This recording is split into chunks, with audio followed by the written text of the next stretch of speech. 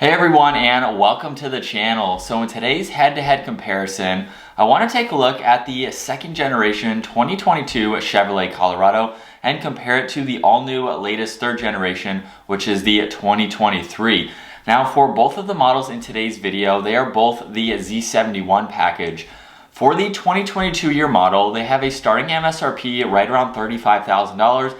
And for 2023, from what I have found, that starting MSRP increased to around $39,000. So that's a pretty big price jump between the outgoing model and this latest third generation. So I've had a lot of seat time behind the wheel of the third gen. We even took that off-road. So if you want to check out all those videos, definitely take a look at them. The 22 Colorado, I don't have as much seat time in, but I have been able to drive them here and there. So let's start off today's video with the previous generation, the 2022, and then we'll go over the 2023 specs. So for this 22, this has a 3.6 liter V6. It's paired to an 8-speed automatic transmission, pumping out 308 horsepower, 275 pound-feet of torque. Having the Z71 package, this has 4-wheel drive. It weighs in right around 4,500 pounds. 0 to 60 is 6 seconds. It has a top speed of 135. And then fuel economy, you're looking at 17 miles per gallon in the city, 24 out on the highway, and that is running off a 21-gallon fuel tank. Now, as we work our way to the 2023, this no longer has the V6. So we are looking at a 2.7 liter 4-cylinder turbocharged engine, paired to an 8-speed automatic transmission. This pumps out 310 horsepower, 391 pound-feet of torque. So about the same horsepower, but a significantly more amount of torque there. 4-wheel drive system, just like the 22, weighs about the same, 4,600 pounds. 0 to 60 is around 7 seconds, top speed is 135, and surprisingly this has a very similar MPG, around 17 in the city and 21 out on the highway. I was kind of shocked to see that. Since it has a smaller engine, you think it'd be a little bit more fuel efficient, but it's about the same, again, about the same horsepower and significantly more torque. You can definitely feel when you're driving this how much quicker it gets up to speed than the outgoing model. Now, as we work our way to the exterior styling, let's start off with the 2022 year model, where you can see the Chevy bow tie right in the middle, really nice gray trim piece running right through the middle that connects the headlight housings. Plenty of cutouts in that grille too to provide a lot of cooling. And this model does not have LED lighting, so everything is halogen for the headlights, the turn signals, even the fog lights too. That was a big improvement that needed to be made, as you will see here soon. We have gloss black trim in the lower section, tow hooks. Interesting to see that lower air dam, being this is the Z71, a little bit made for off-road, but we have that to help with some of the MPG and aerodynamics.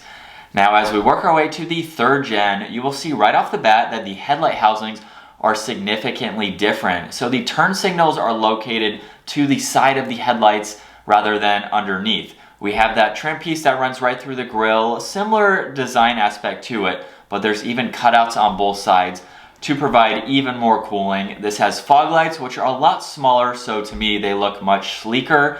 And this has some of that trim piece underneath, same tow hooks, same front air dam. You really do have to remove that if you go off the pavement. So again, check out that video if you want to see how this does. But as we work our way to the side, this specific Colorado also had the Chevrolet package. So it came with a lift kit, it had the wheels, tires, and the side steps too. So of course that is a personal preference and what you'd like to pick, but this is the example that we can see today. So it also has those pocket style fender flares. We have gloss black for the side mirrors as well as the door handles, and a nice line in the lower section of the door. This is the quad cab with the 5-foot bed.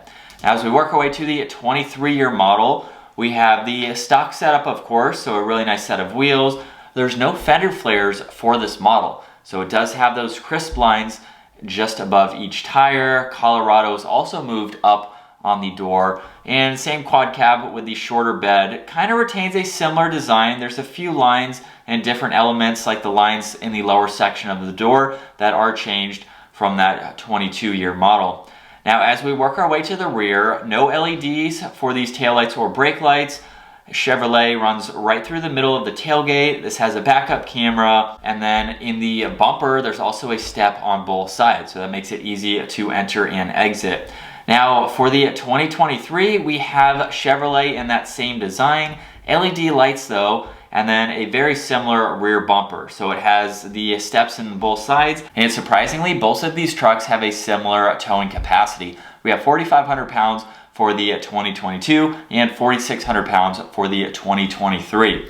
Now, as we work our way to the bed space now, for this 2022, we have the spray and bed liner, some tie-down hooks, very small fender or wheel wells, so you can put in some larger items, and it's a pretty good size, I would say.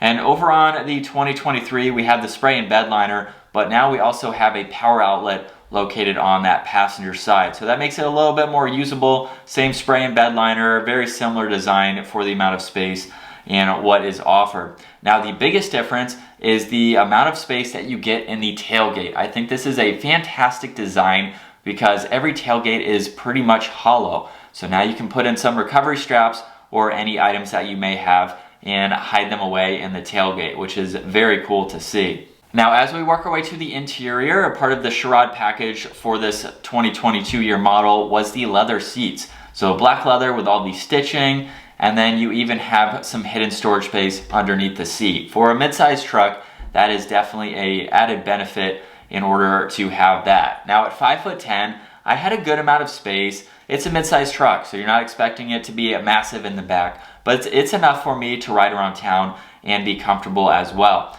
Now for the 23 year model, this did have leather seats as well with the red stitching, which was nice to see. Very similar amount of storage space located up underneath the seats. I do feel like I had a little bit more headroom in the 23 versus the 22, but still very similar for its seating position. Now, as we take a look at the gauge cluster setup for this 2022, you'll notice we have the analog gauges on both sides with a small LCD screen right in the middle, so you can go through some vitals, look at your navigation, you have your audio, phone, and various settings like that. And then on the 2023 year model, this is where you are going to see a huge difference. We now have a massive LCD screen, not really all that configurable. You can use the button on the steering wheel to go through 4 basic screen setups. As I'm showing right now, you can scroll through your audio too. But now moving on to the infotainment system on the second generation. This is something that Chevrolet has had in multiple trim levels, different models for several years. I think it's an easy system to use, pretty basic and straightforward with your navigation, your phone, settings to go into, you have your music, climate adjustments, and everything like that. And then underneath there were some physical buttons to go through the rest of that information. And if we take a look at the 2023 year now, this is where the biggest improvement has been made. Look at the size of this digital screen. There's a physical button for volume and power on that left side, and then you have a really easy system to go through. This was first introduced in the Chevrolet Silverado, and I love that they brought it into the Colorado. They made it a little bit smaller, so this is around 11 inches versus 14 in the Silverado. So they made it much more proportional for the size of this interior. And you even get Google Maps, so you have a lot of cool new technology to go through. And you even had 2 very cool settings. You had the air down mode, basically the vehicle will honk the horn when you have reached your desired PSI. And there were a few different off-road pages, Baja, terrain, and overlanding, just to show you some cool vitals while you were off the pavement. And then this even had heated and ventilated seats with a lot of toggles, very nicely laid out underneath the screen. So I like the combination between the touchscreen system and the controls located underneath. Now as we jump back to this 2022 year model, very basic for all of the climates, single zone, so you have fan speed and temperature with everything right in the middle.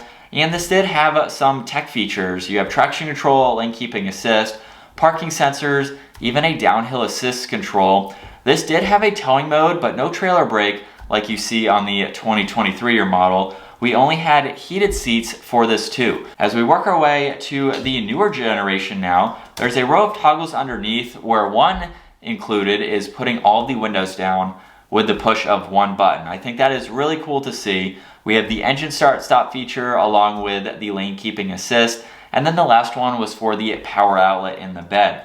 Now underneath that, you will notice that for the 22 year model, There were a few auxiliaries that you could use along with a 12 volt too. And then we have the cup holders, of course, with the shifter. And then behind that was wireless charging and then a good amount of storage space located within that center armrest. Now on the 23-year model, a few auxiliaries. The wireless charging pad is located in front of the shifter, so just a little bit of a different design. And with the four-wheel drive system, this has a lot more driving modes. So as you can tell, there's a few that you can go through just depending on what you are doing for the day. And then the e-brake was by the shifter too. Cup holders were located behind the shifter instead of the wireless charging like you just saw, and a similar amount of space for that center armrest. But for the roughly $40,000 Colorado that we are in right now, second highest trim level, so the only higher trim level is the ZR2. For the Z71 that we're in, especially with this Charade kit, it's a really nice mid-sized truck. If you're not looking to do modifications yourself, you basically just want to buy a truck, Charade does this with a lot of the other Chevrolet models like the Silverados as well. So you can buy a truck pretty much done up. There's other options that you can get, so not just what you see on this particular model as far as wheel options, lift kit size, everything like that. You can buy a truck ready to go as is and have peace of mind with it that it's done correctly by a reputable company. I think it's a nice truck. I think a huge downside to it though is the fact that it's a turnkey. For that cost, there's other brands that have push button already for that price or even less. So it's very interesting to see. Even on the ZR2, I believe, it doesn't have push button. But let's give this a little bit of gas now, just in the normal setting, so I'm not using plus and minus on the side. And we'll get up to speed here.